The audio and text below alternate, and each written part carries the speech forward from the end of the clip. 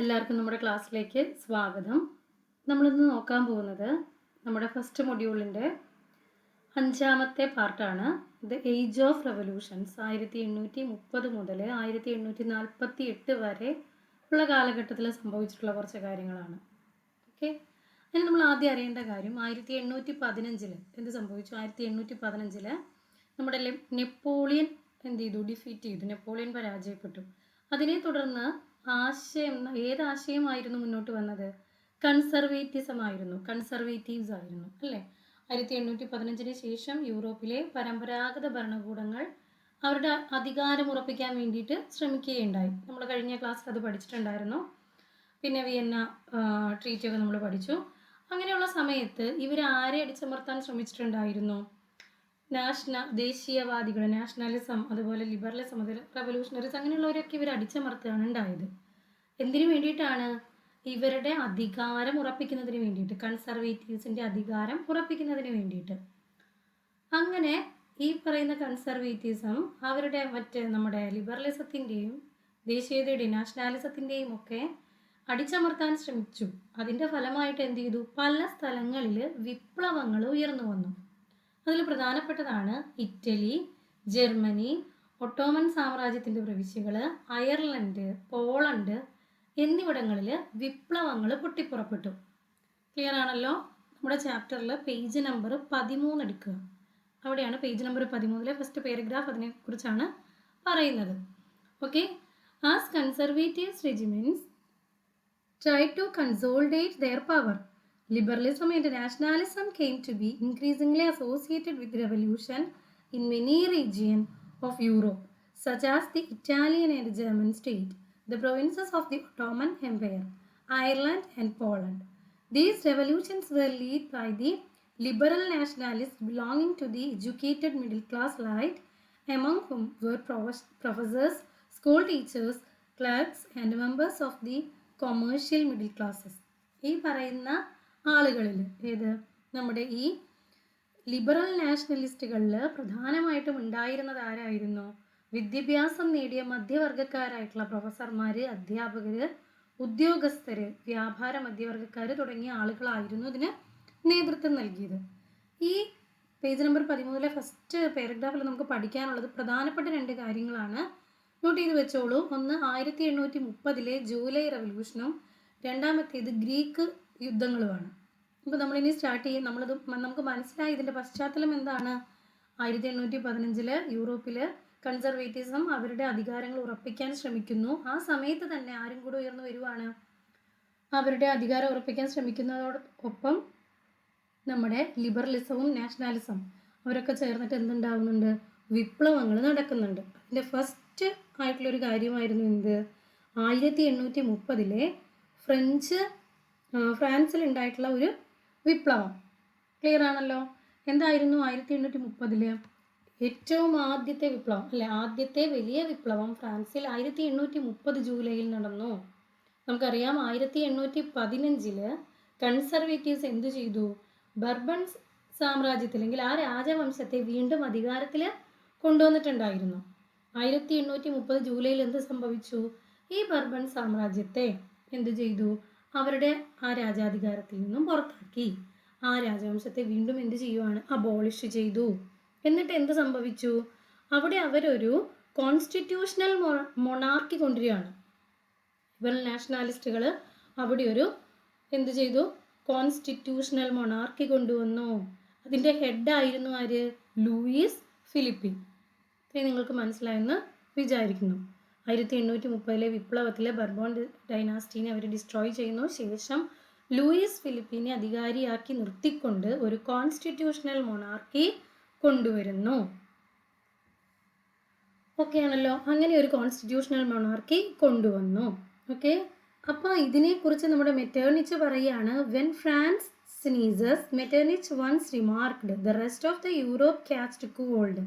അതായത് ഫ്രാൻസ് ഒന്ന് തുമ്മുമ്പോഴേക്കും യൂറോപ്പിന് മൊത്തം ജലദോഷം വരികയാണ് എന്നാണ് ഇതിനെ കളിയാക്കിക്കൊണ്ട് ആര് പറയുന്നത്?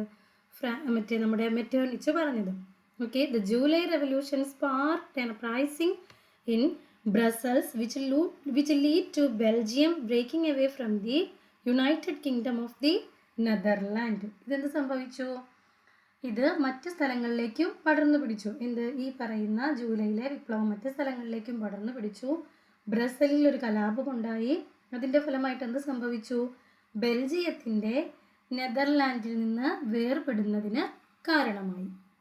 ക്ലിയർ? നെക്സ്റ്റ് പാരഗ്രാഫിൽ നമ്മൾ നോക്കുന്നത് ഗ്രീക്ക് വാറാണ്. 1821 ആരംഭിച്ച ഗ്രീക്ക് സ്വാതന്ത്ര്യ സമരം യൂറോപ്പിലെ വിദ്യാഭ്യാസമുള്ള വിഭാഗത്തിൽ വലിയ ദേശീയ വികാരമാണ് സൃഷ്ടിച്ചത്. ഈ ഗ്രീസിന് ഒരു പ്രത്യേകതയുണ്ട്. ഗ്രീസ് എന്താണ്? ഒരു പുരാതന കാലം തൊട്ടുള്ള ഒരു കൾച്ചറൽ സാംസ്കാരികമായിട്ടുള്ള കാര്യങ്ങളിൽ ഉയർന്നു നിൽക്കുന്ന ഒരു രാജ്യമാണ്, അല്ലേ? 15-ാം നൂറ്റാണ്ട് മുതൽ ഗ്രീക്കിനെ ഭരിച്ചിരുന്ന, അല്ലെങ്കിൽ 15-ാം നൂറ്റാണ്ട് മുതൽ ഗ്രീക്ക് ഒട്ടോമൻ സാമ്രാജ്യത്തിൻ്റെ കീഴിലായിരുന്നു. ഓക്കെ, ഗ്രീക്ക് സ്വതന്ത്രമാകാൻ വേണ്ടിയിട്ട് യൂറോപ്പിൽ എന്ത് ചെയ്തു? ഗ്രീക്ക് സ്വതന്ത്രമാകുന്ന യൂറോപ്പിൽ പൊട്ടിപ്പുറപ്പെട്ട ദേശീയത ഗ്രീക്കിൻ്റെ സ്വാതന്ത്ര്യത്തിന് ഒരു കാരണമായി തീർന്നു. ഓക്കെ, സ്വാതന്ത്ര്യ സമരത്തിന് ഗ്രീക്ക് പ്രവാസികളും അവിടെ താമസിക്കുന്ന ആളുകളും പുരാതന ഗ്രീക്ക് സംസ്കാരത്തെ, അവരുടെ കൾച്ചറിനെ സ്നേഹിച്ചിട്ടുള്ള പാശ്ചാത്യരായിട്ടുള്ള ആളുകളും എന്തു ചെയ്തു? ഗ്രീക്കിൻ്റെ സ്വാതന്ത്ര്യത്തിന് പിന്തുണ കൽപ്പിച്ചു.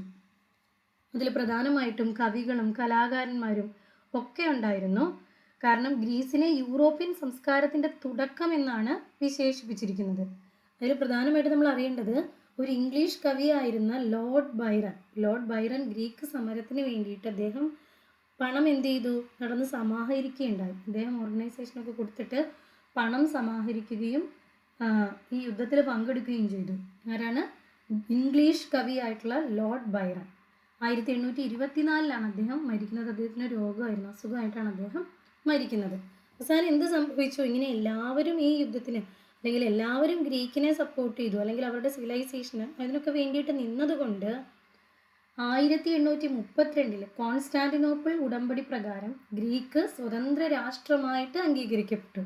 ഈ സെക്കൻഡ് പാരഗ്രാഫിൽ അതിനെക്കുറിച്ചാണ് പറയുന്നത്. 15-ാം നൂറ്റാണ്ടിൽ ഗ്രീക്ക് എന്തായിരുന്നു? റോമൻ സാമ്രാജ്യത്തിൻ്റെ കീഴിലായിരുന്നു. പിന്നെ ഈ പറയുന്ന ഫ്രാൻസിന് സംഭവിച്ച വിപ്ലവമൊക്കെ ഗ്രീക്കിൻ്റെ സ്വാതന്ത്ര്യത്തിന് കാരണമായിട്ട് തീർന്നു. ഓക്കെ, പിന്നെന്താണ്? 1821 എന്ത് സംഭവിക്കുന്നത്? ഗ്രീക്കിൽ യുദ്ധം ആരംഭിച്ച് ഗ്രീക്ക് സ്വാതന്ത്ര്യ സമരം ആരംഭിക്കുന്നത്. അതിൽ പങ്കെടുത്തത് കലാകാരന്മാരും അതിലുള്ള പ്രദേശവാസികളും മാത്രമല്ല, പുറത്തുള്ള പൗരസ്ഥരായിട്ടുള്ള ആളുകളും ഗ്രീക്ക് കൾച്ചറിന് വേണ്ടിയിട്ട് നിൽക്കുകയുണ്ടായി. Poets and artist noted Greece as the cradle of European civilization and mobilized public opinion to support its struggle against a Muslim empire. Muslim empire means Ottoman Empire. The English poet Lord Byron organized a fund and later went to fight in the war, where he died of fever in 1824. Finally, the Treaty of Constantinople of 1832 recognized Greece as an independent nation. ഇതിൽ നമ്മൾ പഠിക്കേണ്ടത് ഒന്ന് Greek വാർ, രണ്ടാമത് July revolution, Constantinople ഉടമ്പടി. ഇത്രയും കാര്യങ്ങൾ നമ്മൾ നോക്കിയിരിക്കണം. ഈസിയാണ്. നെക്സ്റ്റ് നോക്കേണ്ടത് ഇതിലെ ഷോർട്ട് പോയിന്റുകൾ നിങ്ങൾ നോക്കുക കേട്ടോ. നിങ്ങൾ വേണമെങ്കിൽ നിങ്ങളതൊന്ന് എഴുതിയും കൂടി വെച്ചോളൂ. നെക്സ്റ്റ് നമ്മൾ നോക്കാൻ പോകുന്നത് the romantic imagination and national feeling എന്ന് പറയുന്നതാണ്. Romantic imagination and national feeling. എന്താണ് റൊമാൻറ്റിക് ഇമാജിനേഷൻ? അതായത് ദേശീയ വികാരവും റൊമാൻറ്റിസവും. ദേശീയ വികാരം യുദ്ധത്തിലും യുദ്ധത്തിൻ്റെ പ്രാദേശിക വ്യാപനത്തിലും ഒന്നും മാത്രമല്ല, സംസ്കാരത്തിലൂടെ, അത് കൾച്ചറിൽ കൂടിയും എന്ത് ചെയ്യുന്നുണ്ട്? വളരുന്നുണ്ട്. വാറുകളിൽ കൂടിയുള്ള ടെറിട്ടോറിയൽ എക്സ്പാൻഷൻ മാത്രമല്ല, പിന്നെന്താണ്? Culture played an important role in creating the idea of a nation. രാജ്യം എന്ന് പറയുന്ന ഒരു ഐഡിയയ്ക്ക് എന്തും കൂടെ ചെയ്യുന്നുണ്ട്? കൾച്ചർ ഒരു വലിയ പങ്ക് വഹിക്കുന്നുണ്ട്. Okay, art and poetry, stories and music helped express and shaped nationalist feeling. കഥയും കവിതയും ഒക്കെ സാധാരണ മനുഷ്യരുടെ മനസ്സിനെ ഷെയ്പ്പ് ചെയ്യാൻ പറ്റിയിട്ടുള്ള, നാഷണൽ ഫീലിംഗ് കൊണ്ടുവരാൻ അല്ലെങ്കിൽ അതിനെ ഷെയ്പ്പ് ചെയ്യാൻ പറ്റിയിട്ടുള്ള കാര്യങ്ങളായിരുന്നു എന്ത്? കഥ, കവിത, മ്യൂസിക്, അതുപോലെയുള്ള കാര്യങ്ങളൊക്കെ.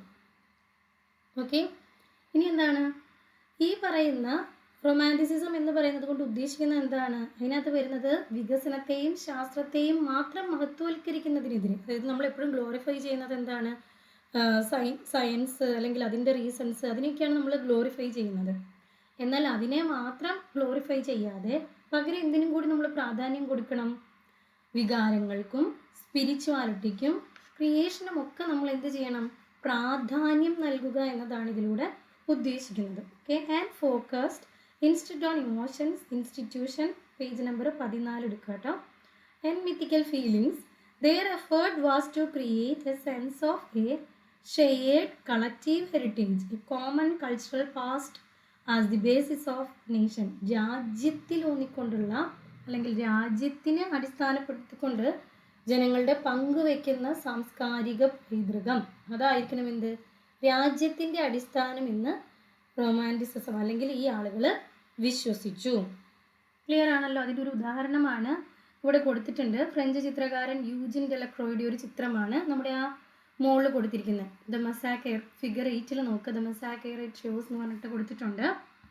എന്താ ചിത്രം വരച്ചിരിക്കുന്ന 1824 ഫ്രഞ്ച് കലാകാരനായിട്ടുള്ള യൂജിൻ ഡെലക്രോയുടെയാണ് ആ ചിത്രം. അതായത് 20,000 ഗ്രീക്കുകളെ തുർക്കികൾ കൊന്ന സംഭവത്തെയാണ് അതിൽ കൊടുത്തിരിക്കുന്നത്. സ്ത്രീകളും കുട്ടികളും അനുഭവിച്ച ദുരിതം ചിത്രീകരിച്ച് യൂറോപ്പിലെ ജനങ്ങളുടെ ഗ്രീസിനോടുള്ള സഹതാപം വളർത്തുന്നതിന് വേണ്ടിയിട്ട് വരച്ചിട്ടുള്ളൊരു ചിത്രമാണ് അത്. പിന്നെ അടുത്തത് നമ്മൾ നെക്സ്റ്റ് പാരഗ്രാഫിൽ പഠിക്കുന്നത് മറ്റൊരു റൊമാൻറ്റിക് ദാർശനികനായിട്ടുള്ള അല്ലെങ്കിൽ റൊമാൻറ്റിസിസത്തിലേക്ക് വന്നിട്ടുള്ള ഒരാളുടെ പേരാണ്. അദ്ദേഹം ആരാണ്? ജോഹാൻ ഗോട്ട്ഫ്രൈഡ് എന്ന് പറയുന്നത്.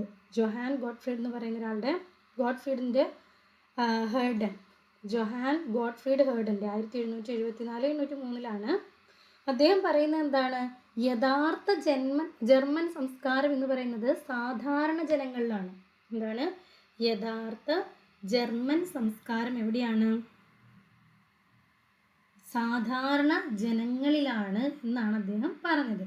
അതായത് ജർമ്മൻ സംസ്കാരത്തിൻ്റെ യഥാർത്ഥ ആത്മാവ് സാധാരണ ജനങ്ങളിലാണെന്നാണ് അദ്ദേഹം പറഞ്ഞത്. Okay, claimed that true German culture was to be discovered among the common people. Das folk എന്നാണത് ജർമ്മൻ ലാംഗ്വേജിൽ. It was through folk songs. ഇത് എന്തിൽ കൂടിയാണ് വരുന്നത്? നാടൻ പാട്ടുകൾ, folk poetry and folk dances, that the true spirit of the nation. അതെന്താണ്? രാജ്യത്തിൻ്റെ യഥാർത്ഥ ആത്മാവെന്ന് പറയുന്നത് എന്ന് അദ്ദേഹം അതിനെ പോപ്പുലറൈസ് ചെയ്തിട്ടുണ്ട്. അതെന്താണെന്ന് ജർമ്മൻ ഭാഷയിൽ അത് വോൾസ് ഗെയ്സ്റ്റ് എന്നും പറഞ്ഞിട്ട് കൊടുത്തിട്ടുണ്ടാവും. വോൾസ് ഗെയ്സ്റ്റ്. ഓക്കെ, ആ ഒരു വേർഡ് നോക്കുക. അതിൻ്റെ അർത്ഥം എന്താണ്? Spirit of the people. So next is, so collecting and recording these famous of folk culture was essential to the project of nation building. ഇതൊക്കെ എന്തിന്? രാജ്യത്തിൻ്റെ സൃഷ്ടിക്ക് വേണ്ടിയിട്ട് എന്ത് ചെയ്യും? ഉതകുമെന്ന് ഇവർ വിശ്വസിച്ചിരുന്നു.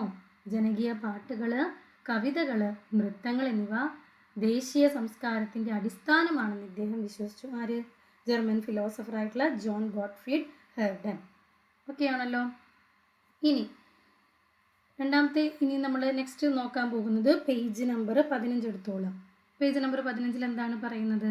ആ ഒരു പ്രാധാന്യം നൽകിയത് ഒക്കെയാണെന്നാണ്. They emphasis on vernacular language and the collection of local folklore was not just to recover an ancient national spirit but also to carry the modern nationalist message to large audience who were mostly illiterate. അതായത് ഈ പറയുന്ന കാര്യങ്ങൾ ജനകീയ ഭാഷ, വെർനാക്കുലർ language എന്ന് പറഞ്ഞു കഴിഞ്ഞാൽ പ്രാദേശിക ഭാഷയാണ്. ജനഭാഷയ്ക്കും പ്രാദേശിക ഭാഷയ്ക്കും ജനകീയ കഥകൾക്കും പ്രാധാന്യം നൽകിയതിൻ്റെ മെയിൻ എയിം എന്ന് പറയുന്നത് പഴയ ആത്മാവിനെ, ഏൻഷ്യൻ്റ് നാഷണൽ സ്പിരിറ്റിനെ വീണ്ടെടുക്കുക മാത്രമായിരുന്നില്ല, കൂടാതെ വിദ്യാഭ്യാസം കുറഞ്ഞ അല്ലെങ്കിൽ പഠിക്കാൻ കഴിയാത്ത അല്ലെങ്കിൽ പഠിപ്പില്ലാത്ത ആളുകൾക്കിടയിലും ദേശസ്നേഹം വ്യാപിക്കാനായിട്ടായിരുന്നു. നമുക്കത് ക്ലിയർ ആണ്. കാരണം എന്താ? നമ്മൾ ഓഗസ്റ്റ് 15-നാണെങ്കിലും ജാനുവരി 26-നാണെങ്കിലും നമുക്കൊരു ദേശഭക്തി ഗാനം കേൾക്കുമ്പോൾ നമ്മുടെ മനസ്സിൽ എന്താ ഉണ്ടാകുന്നത്? ഭയങ്കര സന്തോഷമാണല്ലേ? നമ്മളും അറിയാതെ അത് പാടിപ്പോവും. നമ്മൾ ഇന്ത്യക്കാരാണ്, നമ്മളൊരു അഭിമാനം കൊള്ളും അല്ലേ? അപ്പം നമ്മുടെ ആ ഒരു ദേശസ്നേഹത്തോടുള്ള നമ്മളിപ്പോഴും നമ്മുടെ ദേശസ്നേഹത്തിൻ്റെ ഒരു പാട്ട് നമ്മൾ അറിയാതെയെങ്കിലും കൂടെ പാടിപ്പോവും. അതെന്താണ്? നമ്മുടെ ദേശത്തിനോടുള്ള നമ്മുടെ സ്നേഹമാണ്. അത് എന്തിൽ കൂടെയൊക്കെ തന്നെയാണ് നിലനിൽക്കുന്നത്? ഈ പറയുന്ന പാട്ടുകളിലൂടെയും സംഗീതം, മ്യൂസിക്, അങ്ങനെയുള്ള എല്ലാ കാര്യങ്ങളിലൂടെയും ഫോക്ലോർ, കൾച്ചർ, ഇതൊക്കെ അതിൻ്റെ ഒരു ഭാഗമാണ്. ഓക്കെ, ഇതിൻ്റെ ഏറ്റവും നല്ല ഉദാഹരണം പറയുന്നതാണ് 18-ാം നൂറ്റാണ്ടിൻ്റെ അവസാനം. നെക്സ്റ്റ് നമ്മുടെ ഈ പാരഗ്രാഫിൽ നോക്കുകയാണ്. This was especially so in the case of Poland. പോളണ്ടിൻ്റെ കാര്യമാണ് പറയുന്നത്.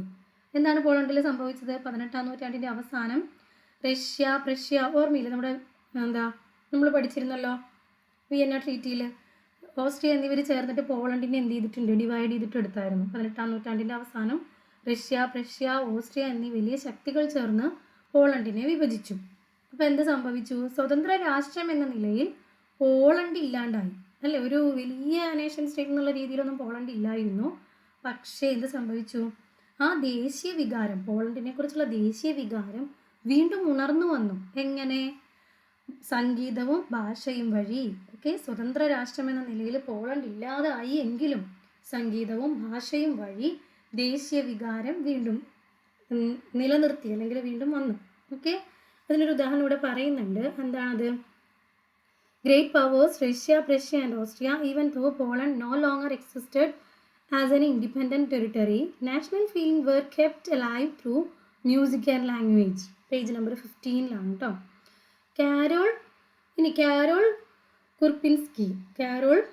കുർപിൻസ്കി എന്ന് പറയുന്ന ഒരു ആളാണ്. ആര്? പോളിഷ് കൾച്ചേർഡ് ഫിഗറാണ്, അല്ലെങ്കിൽ പോളിഷ് ആയിട്ടുള്ള, അല്ലെങ്കിൽ പോളണ്ടിലെ വളരെ ഫേമസ് ആയിട്ടുള്ള ഒരു ആർട്ടിസ്റ്റാണ് അദ്ദേഹം. പോളിഷ് കൾച്ചറൽ ഫിഗർ എന്നാണ് പറയുന്നത്, cultural figure. Okay, Karol Kurpinski എന്നാണ് അദ്ദേഹത്തിൻ്റെ പേര്. For example, created a national struggle through his operas and music. Okay, അദ്ദേഹം ഇതിൽ കൂടിയൊക്കെയാണ് അത് നിർത്തിയത്. തൻ്റെ സംഗീതവും ഓപ്പറകളും വഴി ദേശീയ പോരാട്ടത്തെ അദ്ദേഹം എന്ത് ചെയ്തു? ആഘോഷിക്കുകയുണ്ടായി. Okay, turning folk dance like the polonaise and mazurka into a nationalist symbol. അദ്ദേഹം തൻ്റെ എന്ത് ചെയ്തു? പോളനീസ്, മസൂക്കറ പോലുള്ള ജനകീയ നൃത്തങ്ങളെ അദ്ദേഹം എന്ത് ചെയ്തു? ദേശീയ ചിഹ്നങ്ങളാക്കി, ദേശീയ സിംബലുകളാക്കി അദ്ദേഹം മാറ്റി. ഓക്കെ, ഇനി റഷ്യ പോളണ്ടിനെ കീഴടക്കിയ ശേഷം, നെക്സ്റ്റ് പാരഗ്രാഫിൽ പറയുന്നത്, റഷ്യ പോളണ്ടിനെ കീഴടക്കിയ ശേഷം പോളിഷ് ഭാഷ സ്കൂളുകളിൽ നിന്ന് വിലക്കിയായിരുന്നു. എല്ലായിടത്തും അവർ എന്ത് ചെയ്തു? റഷ്യൻ ഭാഷ മാത്രം നിർബന്ധമാക്കി. 1831 റഷ്യൻ ഭരണത്തിനെതിരെ ആയുധ കലാപം പൊട്ടിപ്പുറപ്പെട്ടെങ്കിൽ എന്ത് സംഭവിച്ചു? അത് പരാജയപ്പെട്ടു. തുടർന്ന് പോളണ്ടിലെ നിരവധി പുരോഹിതന്മാർ, ഇനി ഇവിടെ നമ്മുടെ ഒരു പുരോഹിതന്മാരുടെ ഒരു ഇൻവോൾവ്മെൻ്റ് ആണ് കാണുന്നത്. തുടർന്ന് പോളണ്ടിലെ നിരവധി പുരോഹിതന്മാർ ഭാഷയെ പ്രതിരോധായുധമായിട്ട് ഉപയോഗിച്ചു. ദേവാലയ ചടങ്ങുകളിലും മതബോധനങ്ങളിലും അവർ റഷ്യൻ ഭാഷയെ മാറ്റി നിർത്തിയിട്ട് പോളിഷ് ഭാഷ മാത്രം ഉപയോഗിച്ചു. ഇതിൻ്റെ പേരിൽ എന്ത് സംഭവിച്ചു? ഇതിൻ്റെ പേരിൽ നിരവധി പുരോഹിതന്മാരെയും ബിഷപ്പുമാരെയും റഷ്യക്കാർ തടവിലാക്കി സൈബീരിയയിലേക്ക് നാടുകടത്തി. ക്ലിയർ ആണല്ലോ? Then the last paragraph is that language to played an important role in developing nationalist sentiments. After Russian occupation, the Polish language was forced out of schools and the Russian language was imposed everywhere. In 1831, an armed rebellion against Russian rule took place, which was ultimately crushed. Following this, many members of the clergy in Poland began to use language as a weapon of national resistance. Polish was used for church gathering and all religious instruction. As a result, a large number of priests and bishops were put in jail or sent to Serbia, അവരെ സെർബിയയിലേക്ക് നാടുകടത്തി, by the Russian authorities as punishment for their refusal to preach in Russian. Okay, the use of Polish came to be seen as a symbol of the struggle against Russian dominance. Okay, നിങ്ങൾക്ക് ഇത്രയും ഭാഗം clear ആയി എന്ന് വിചാരിക്കുന്നു. ഇനി അതിനകത്ത് ഇപ്പുറത്ത് കൊടുത്തിട്ടുള്ളത് ജർമ്മൻ ബ്രദേഴ്സ് ആയിട്ടുള്ള വിൽഹീമിൻ്റെയും വിൽഹീം ആൻഡ് ഗ്രിം എന്ന് പറയുന്ന 2 ബ്രദേഴ്സിൻ്റെയാണ് കൊടുത്തിട്ടുള്ളത്. അവരുടെ ഫെയറി ടെയിൽസും അവർ നടത്തിയിട്ടുള്ള കുറച്ച് കാര്യങ്ങളുമാണ്. അത് നിങ്ങൾ ജസ്റ്റ് വായിച്ച് നോക്കുക. ആ ഒരു പാരഗ്രാഫ് വിടരുത്. ജസ്റ്റ് ഒന്ന് അതിൽ നിങ്ങളൊന്ന് വായിച്ച് നോക്കിയിട്ട് കാര്യങ്ങൾ മനസ്സിലാക്കി വെക്കുക. ഓക്കെ, 2 പോയിറ്റുകളാണ്. അവർ ചെയ്തിട്ടുള്ള കുറച്ച് കാര്യങ്ങൾ, അതായത് അവർ എന്താ പറയുക, ദേശീയത വളർത്തുന്നതിന് വേണ്ടിയിട്ട് അവരുടെ ഒരു കോൺട്രിബ്യൂഷനാണ്. 2 സഹോദരങ്ങളാണ് അവർ, ഗ്രിം സഹോദരങ്ങൾ എന്നാണ് അവർ അറിയപ്പെടുന്നത്. ജേക്കബ് ആൻഡ് വിൽഹീം ഗ്രിം എന്നാണ് പേര്. ജനകീയ കഥകൾ അവർ പ്രസിദ്ധീകരിച്ചു. ശുദ്ധവും, അതായത് ഈ പറയുന്ന കഥകളൊക്കെ ശുദ്ധവും ആത്മാർത്ഥവുമായ ജർമ്മൻ ആത്മാവിൻ്റെ പ്രതീകമാണെന്ന് അവർ കരുതി. ഓക്കെ, അവരുടെ പ്രവർത്തനങ്ങൾ ജർമ്മൻ ദേശീയതയുടെ തിരിച്ചറിവിനൊരു കാരണമായിട്ടുണ്ട്. ഓക്കെ, ഇത്രയും ഭാഗം നിങ്ങൾക്ക് ക്ലിയർ ആയി എന്ന് വിചാരിക്കുന്നു. ഓക്കെ, എല്ലാവരും നന്നായിട്ട് പഠിക്കുക. ഇനി നമ്മൾ നെക്സ്റ്റ് പാർട്ടിൽ ഹങ്കർ, ഹാർഡ്ഷിപ്പ് ആൻഡ് പോപ്പുലർ റിവോൾട്ടാണ് എടുക്കുന്നത്. Okay, thank you.